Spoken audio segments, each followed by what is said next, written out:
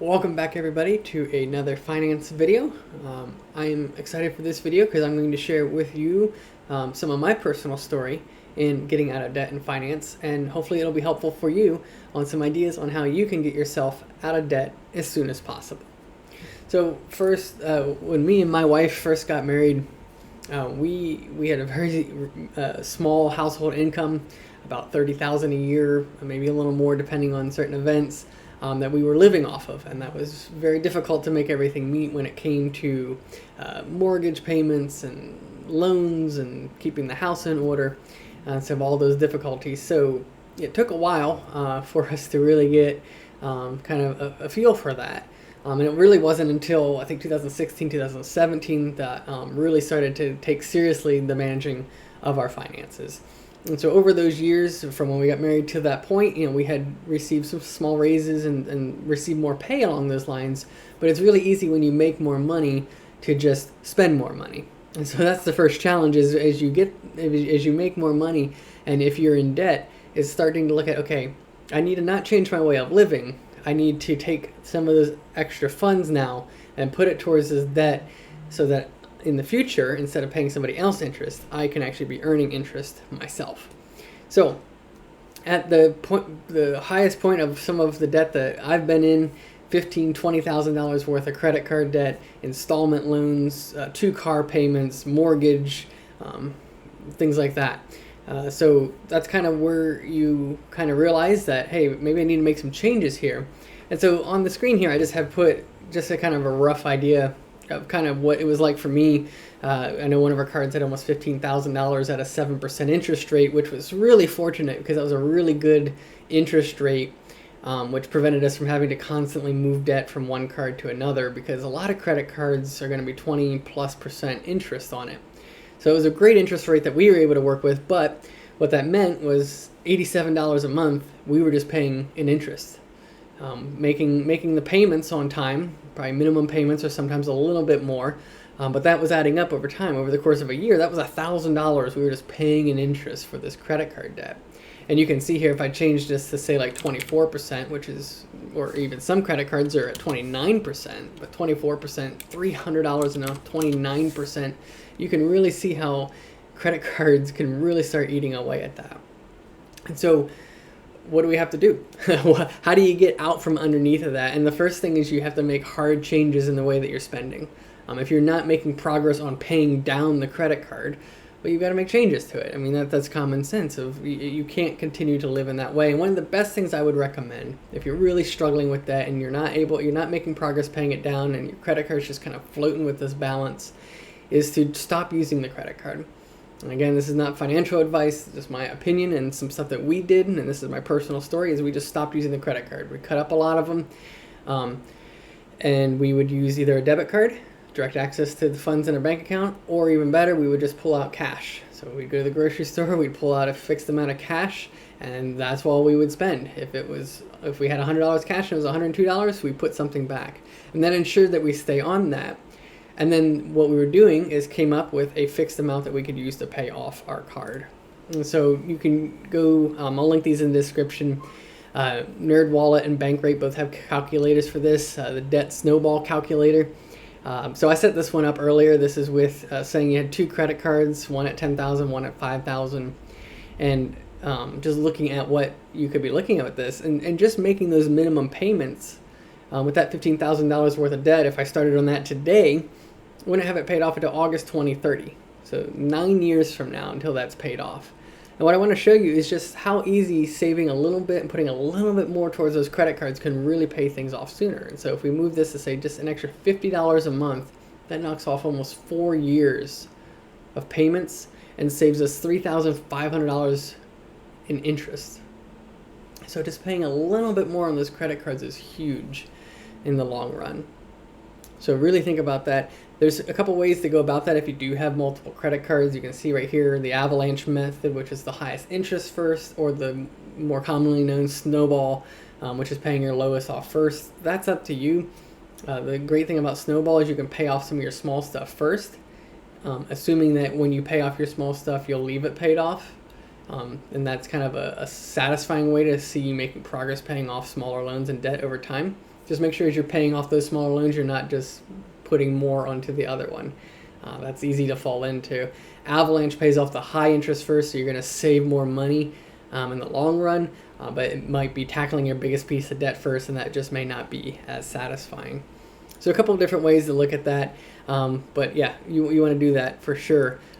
In our case, we really were trying to get these paid off, and I think we were ended up paying like $500 more a month towards those credit cards, which, as you can see here, cuts off dramatically a lot of time. 7 years, 5 months, get these things paid off in 1.5 to 2 years, and you're going to save thousands of dollars in interest.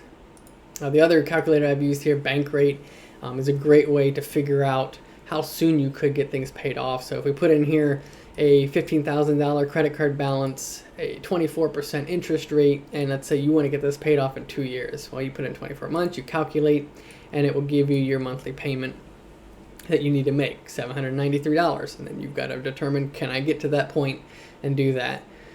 So work towards paying that off. Don't charge more things to your credit card as you're trying to pay it off, because if you're paying interest and you're trying to pay it off, every time you use it, that charge that you've charged is now going to be part of accruing interest, which is why I say move to debit or cash or something like that until that card is paid off. Your account's no longer in a state where it's being charged interest, because otherwise you're getting charged interest on every single charge that you make, and it's just continuing to stack up. So that's the hardest thing, and that's the way to do it, is to get these things paid off in time. As far as how you avoid getting back into that same boat, making sure you're putting aside money into an emergency fund, so you've got some money set aside for that, even if it's a small amount, just something to avoid you from having to pull out that credit card again. And you probably want to get that emergency fund going first. But then what you want to start doing, if you start making progress on this, you start paying off those cards, you let the snowball grow, right? You move all that extra money. Let's say you got $500 extra a month. So you've watched one of my other videos, and you're like, yeah, I'm going to start cutting out. I'm going to start saving this amount of money each month, and you're putting it towards paying off that debt. You just keep it going. And once you get all your debt paid off, except for maybe like your mortgage or something like that, then you take that amount, and I would pay maybe a little bit extra towards your mortgage. I don't have charts pulled up for that, but you can save a ton of money by just paying a little bit extra on your mortgage payment each month. So you can look that up. Some huge savings there, so I would definitely recommend that. But also then start paying, make sure you pay that amount to yourself in some way, either putting into an investment, putting into a savings account. What you don't want to do is, once you get all this debt paid off, is to go, great, it's all paid off. Now I have $500 extra a month. Let me go spend it on stuff. You may want to reward yourself with a little bit. Say, okay, I'm going to take 100 out of that 500 and, go out to a nice dinner a couple times a month. But you want to start taking that money and paying it into savings or into investments, so that you're building something, so that the next time your AC goes, or your roof needs replaced, or the big home expense comes up, or the emergency comes up, or the medical expense comes up, you've got something to pull money from to be able to help cover that. And so you got to then, once you get out of debt, make plans and start working towards the next step on that. So that's what I want to share with you here. Again, this was kind of similar to our situation here. We were about 6.99%. So this $87 a month, and there was other places too. A lot of our stuff was zero interest, but in essence, bleeding out $87 a month each month is what was happening here. This little chart shows this was all of our credit card debt since January 2017. So we're really probably in about 2 years here. Made some really good progress getting that paid all the way down. It's a little bit higher now. Some of that's zero interest, things like that. And we're making a little bit more now than we were previously. So it's just being careful with that, making sure you're not paying interest on that money. But here's some things just to share with you personally that we've been able to do, that I've been able to do to get more of that monthly income coming in. And so one is just a simple high interest savings account. This is nothing great right now, but being able to set aside some money into that, even at a small rate. But here's the thing, $1.25 a month doesn't seem like a lot, but $1.25 a month extra is a lot better than paying out interest to a credit card vendor each month. So that's a huge difference. That's what you got to look at with all these, is even if it's small numbers coming in, the big savings is also not paying out that much money in interest, knowing that, hey, that's money sitting there that I could pull from and not have to put it on a credit card and pay interest for it. So that's kind of the opportunity thing you got to look at there in the value of setting aside money. Some crypto investments, and again, these aren't exact numbers, just threw together some thoughts on kind of where I think I'm at with some stuff. Maybe one day I'll do a more comprehensive look at all the investments that I have. These are some higher risk investments, so these aren't necessarily the first things that you jump into, but some higher risk investments that do earn much better interest. Cash back rewards. Now I put this as an additional thing. You may say, well, I'm getting cash back right now with my credit card. Yeah, you might be getting $20 cash back each month, but you're paying $80 a month in interest. So your cash back is really not even covering the interest that you're paying out. And so that's where, say, if you're really working towards paying down a credit card bill, you could try to get another credit card and start over, but then you run the risk of being in the same boat. Now you got 2 credit cards running interest. So the thing is, if you got credit card debt, it's probably best to just pull away and work with the money that you have. So this is where I say this is kind of an opportunity now. Once you get out of debt and you feel more comfortable and you know how to handle credit and not get back into that, well, then you can enjoy some of the cash back rewards. So I know like Citibank Double Cash does a 2% cash back card, which is great. So you just take your normal spending for the year, and that's additional cash back that you can earn each month. And then the last one here, some of my stock portfolio investments earning dividends. Just averaging out the first 6 months of this year, averaging about $23 a month in passive income just from these dividend investments. And that's awesome as well, because that's something you can continue to grow. If you can double that or add to that every year, that's just additional passive income that you will earn. And so that's $74 earned, and that's a net gain, a difference of $161 from when I was paying $80+ in interest.